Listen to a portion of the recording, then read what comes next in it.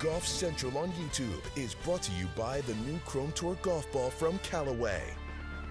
Hello, I'm Anna Jackson and this is your Golf Central update.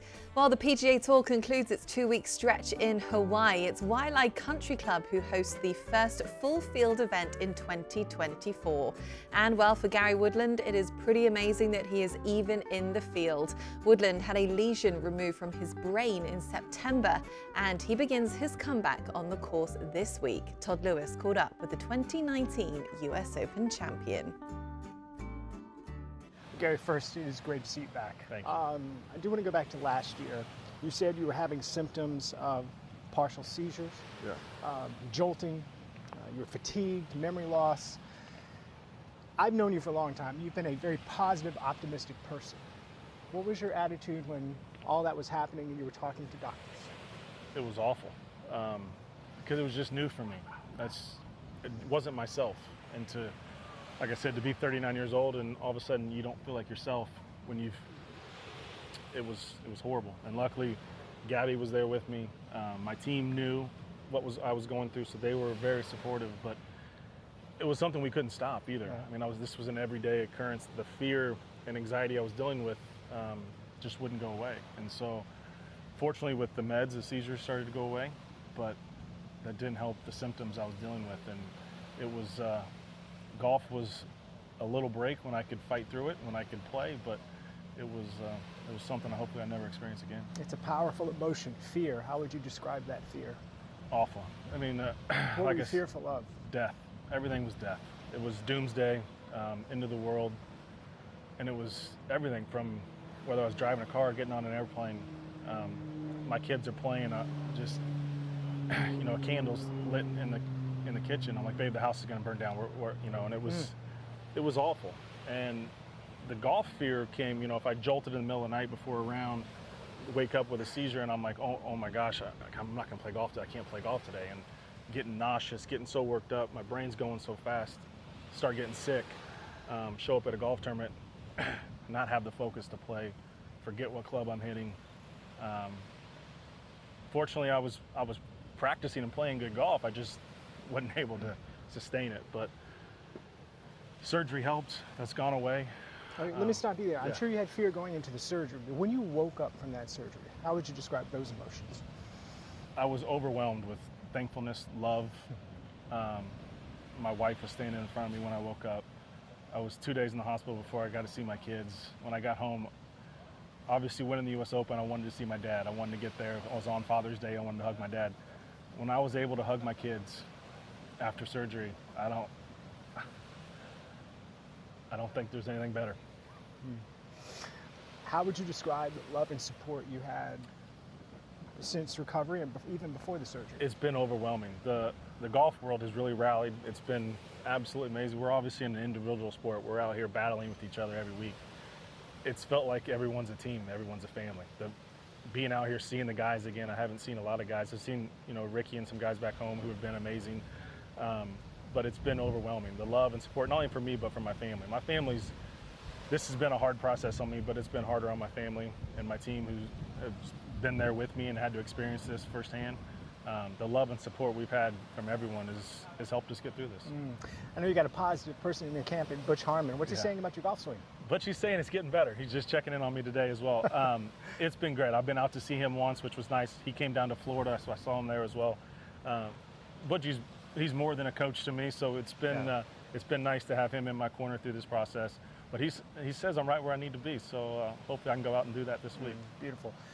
Final thing, it's a two-part question. What do you hope to prove to yourself and to others this week and the rest of your career? The big deal is you can overcome. That a big obstacle, a big deal like this isn't an end of your career, and it's not a roadblock. This is going to be a jump start for me. I want to prove to my kids that you can overcome. You can deal with stuff that's thrown at you that you're not expecting. You stay positive, you surround yourself with the right people, and you work hard. And that's what I've been doing. I've been working extremely hard. I've had the right people around me, the right support staff, and I believe this is the start of something great. Biggest test this week for you will be what? The focus. Physically, I can hit every shot. I know that. The game's been good. I've been working and training hard. But being able to stay in it for 7 days, will be a challenge, but it's one I'm looking forward to. Well, since the century moved to Maui, 6 players have won both legs of the Hawaii swing. You've got Jim Furyk, who was the first, Cam Smith, the most recent, and just Ernie Els and Justin Thomas are the only players to win both legs of the Hawaii swing in the same year. So with that, I'm so pleased to be joined by the lead betting analyst for NBC Sports, Jay Croucher. Jay, really good to have you with us. Let's take a look at the odds for the favourites this week at the Sony Open. Who tickles your fancy? So Tyrrell Hatton, Ludwig Aubert, Matt Fitzpatrick, they're your favourites at the moment, but I would look a little bit further down the list. That's Sahit Theegala, who's 35-1. Now, last week he came within a birdie on 18 from forcing a playoff, so he's in good form. And the reason I like betting on players like Theegala is that he's shown that he can get hot with his putter, which is very variable week to week. So he's hot with it last week. He was hot with it at the Fortinet in September, which he won, and likewise at the Masters last year when he finished in the top 10. So in good form, give me Sahit Theegala at 35-1. Okay, I like it. Now, you did just mention Ludwig Aubert there. Now, he is a talent that a lot of people are so excited for. He had a phenomenal 2023, but he's a young player, hasn't got much of a track record. How difficult is it to bet on a player when you perhaps don't know how they're going to play on certain courses when we haven't seen much of them before? Yeah, and we haven't seen him at this course ever before, which I think is a big thing. So he's a fascinating player because there's a chance, a non-zero chance, that he could just be the 10th best golfer in the world, and we don't know.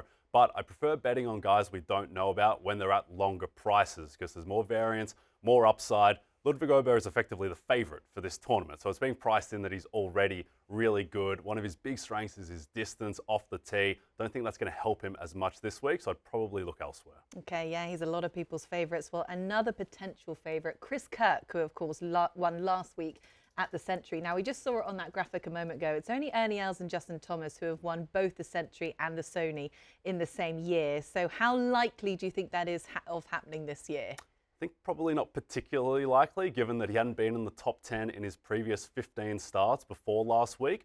But at the same time, with Kirk, he does have a really good record at the Sony, where he finished 3rd last year. He finished 2nd in 2021. So there is the chance that he could get hot, but at 22-1, again, probably not my favourite, given that his form before last week wasn't fantastic. Okay, any dark horses, Jay? We like a dark horse. Yeah, so I'll give you one, Anna. How about Hayden Buckley, the pride of Chattanooga, Tennessee? He's 150-1. Granted, he wasn't coming in with great form, where Hayden Buckley, so he hadn't finished in the top 50 in his past 10 starts.